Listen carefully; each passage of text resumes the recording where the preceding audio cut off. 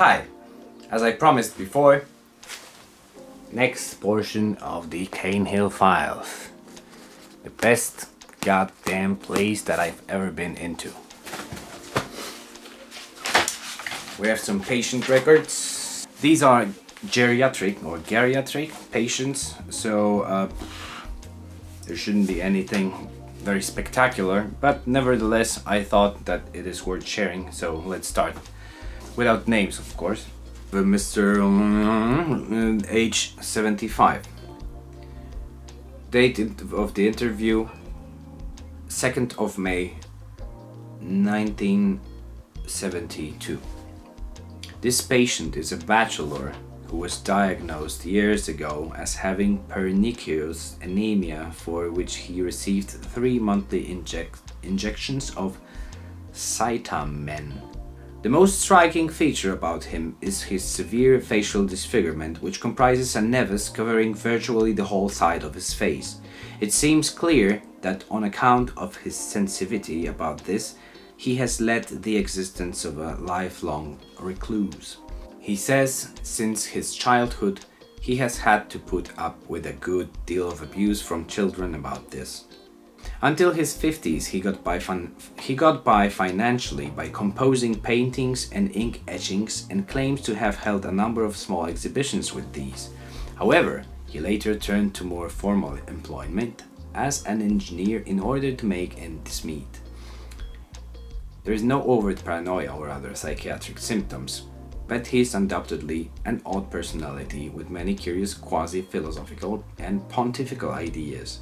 He has no strong religious beliefs and is rather fatalistic about the nature of humanity. He maintains that problems with contemporary society could be best met by deployment of the military. A large swastika flag was situated in the corner of the room. He has little time for material values in life and is interested in things natural. He steadfastly maintains that he never worries or is depressed, and attributed others' people's anxieties and breakdowns to personal inadequacy. Apart from his pernicious anemia, he appears to have had no physical disorders and certainly has had no episodes of psychiatric disturbance. Apart from his apparent interests in the past, he seems to have little to occupy himself in his present circumstances other than carrying out the normal day-to-day requirements of everyday life. In summary, an eccentric personality but without psychiatric disturbance, correctly identified by the district nurse. This is from no date, so 71, I think. Many years ago, anyway. So, interesting thing is that we can see, I don't know if, you see this? This is written with a typewriter, and whenever there was a dot, it's now a little hole. The patient welcomed the interviewer and commented on the praiseworthiness of his interest in the welfare of the aged. There was evidence of mild rateable psychiatric symptomatology at interview, but it seemed she had been disturbed by the suicide of her 40-year-old grandson, my age, an anesthetist, about 6 months ago. The event, of which there was previous indication, was a great shock to her and her family. She had slept badly, felt dispirited, and the event had remained continually in her thoughts. She felt she had now recovered from this and had accepted it as of divine intervention. She has had a lifelong interest in spiritualism, an allied subject, and is inclined to attribute significant events in terms of such beliefs. Okay. Her husband, who died 9 years ago, was a Christian scientist. She was again upset by his death and grieved for about a year, feeling his presence after death in the house. Her beliefs were well in accordance with philosophies propounded by members of such associations and could in no way be regarded as delusional. Apart from being a day out in her orientation and suggesting that Lloyd George was the Prime Minister before Heath, she seemed well-orientated. Orientated. Not oriented? Okay. She seemed throughout mentally alert, cooperated well in the name's hearing test. Learning test, Jesus! You see what I'm dealing with here? Hearing was changed with pen to learning. She scored only 2 errors in the first 2 trials. She tired visibly, and the test proceeded and scored 46 out of 60. Not bad. In summary, a resolving grief reaction with the persistence of moderate symptoms of anxiety. Slight memory impairments, but no evidence of significant dementia. And this is again changed to something else which I cannot decipher. So physical / infirmity comprises limitation in walking due to labyrinthine disturbance and associated anxiety. So that was her. Another lady. Seen 15th of May 1972. The patient is a pale, mild-mannered lady with osteoarthritis of her hip and spine. This is of several years standing. Up to about 4 years ago, it had been treated principally with analgesics. Analgesics? But eventually was referred to the local hospital for physiotherapy. About 6 months ago, she fell and hobbled about for a fortnight before it was realized that she had suffered a fractured ankle and kneecap. And she kept walking for 2 weeks with this. She was admitted to hospital for a month and has subsequently needed a walking frame to get about her ground floor maisonette. So it's like a little housey in French. Even before this, however, the patient's mobility had been markedly restricted, and it is 4 years or so since she ventured outside the house. Wow. 4 years in house. At present, she's able to get around the house with the walking frame and prepared tea for the interviewer. That's very nice of her. Year of birth, 1891. Wow. So still in Victorian times, I believe. Age 80. She seemed a very cheerful individual who in no way was depressed or apprehensive about the future. Correctly identified as normal by the district nurse. And we have, I'm going to read you a part of the interview. What questions are there? I would like to start by asking you to tell me about your present health.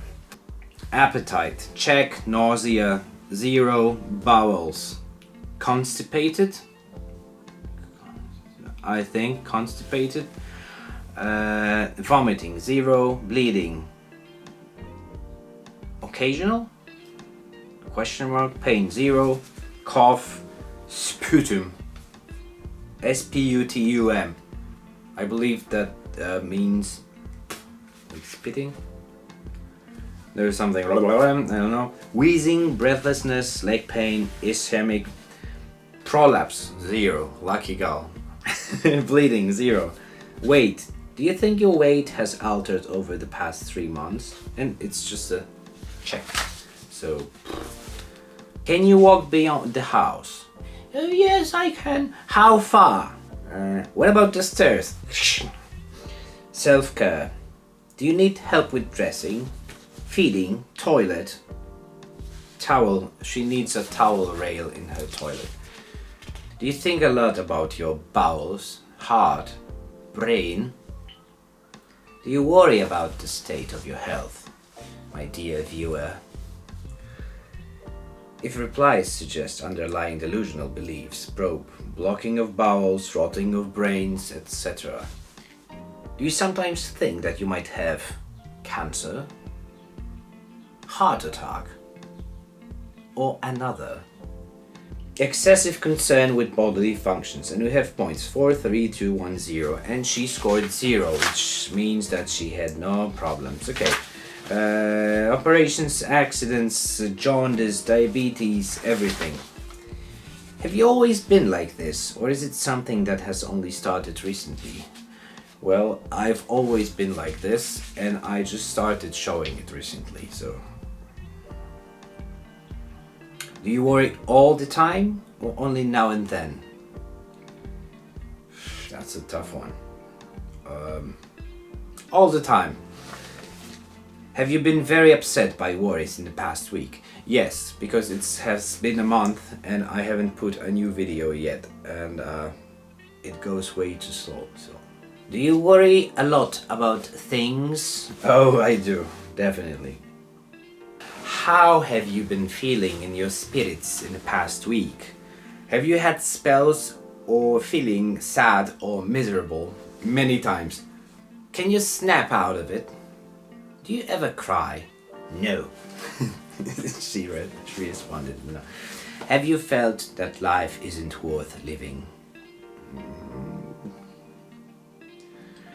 Not anymore.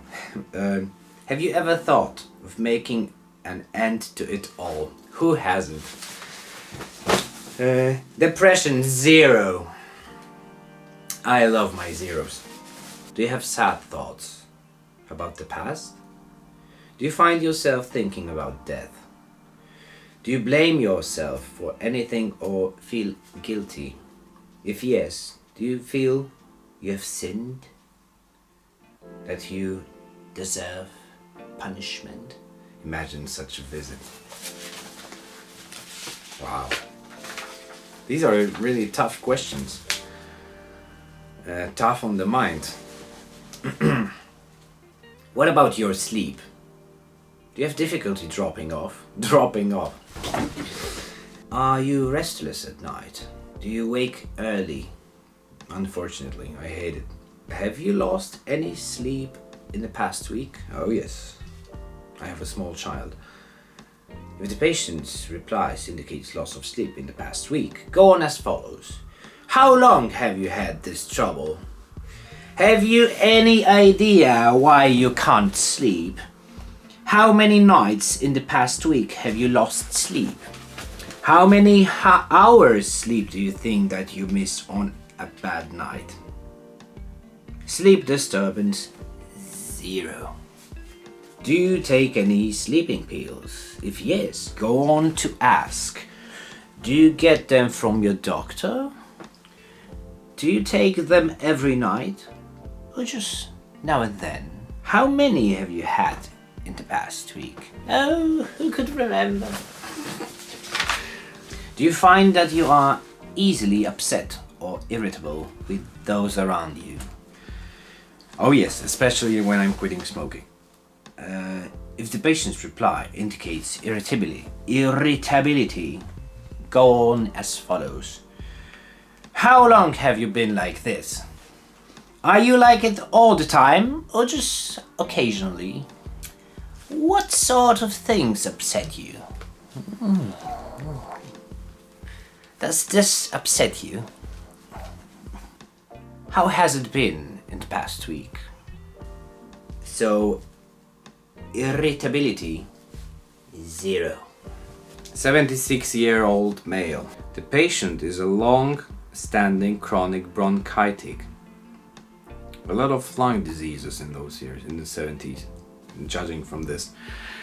Who has had in recent years several hospital admissions for acute exacerbations. Until recently, he has constantly been under outpatient attendance, but the hospital has now suggested to keep under the care of the general practitioners, as the traveling to hospital is fatiguing with its long waits, etc.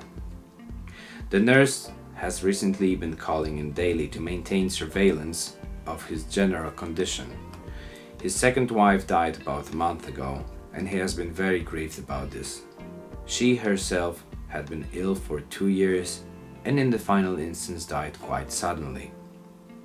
At the interview, he seemed pleasant, though tense, perspiring and wheezing, just like me reading this. At one stage, he had to discontinue the interview for about 5 minutes to recover from his dyspnoea.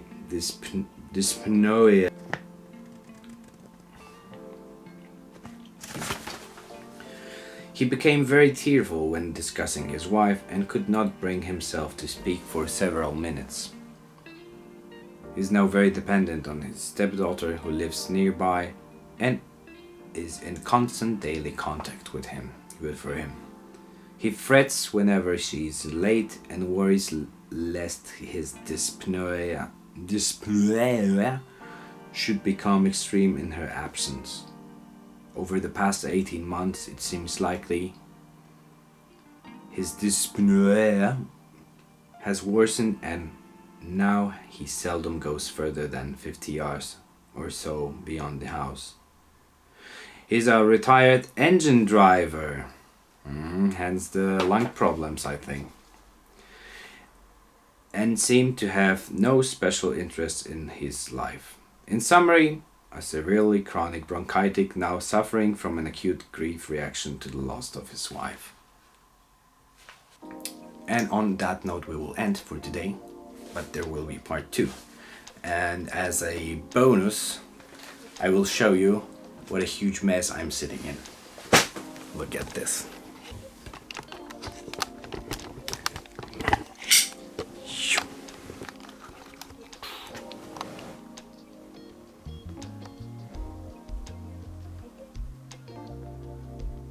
There's just a little bit.